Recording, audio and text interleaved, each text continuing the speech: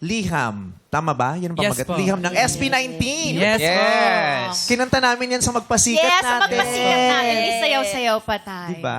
Kung meron kang liham para sa mga magulang mo, anong nakapaloob sa liham na yun?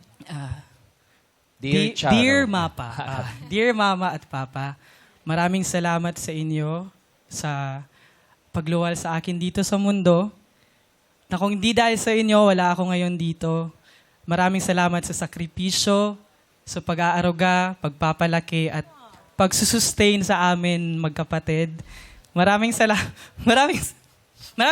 po sa inyo, and salamat po dahil hindi nyo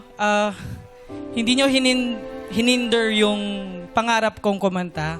Alam kong marami ang tumataliwas sa pagpapalaki ninyo sa amin kasi hinahayaan nyo kaming mag-explore sa buong mundo at i-share ang music sa paraang kami lang ang nakakaalam.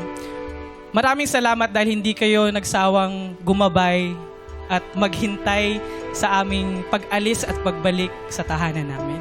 Ganda naman nun. Raised Diba? very well talaga.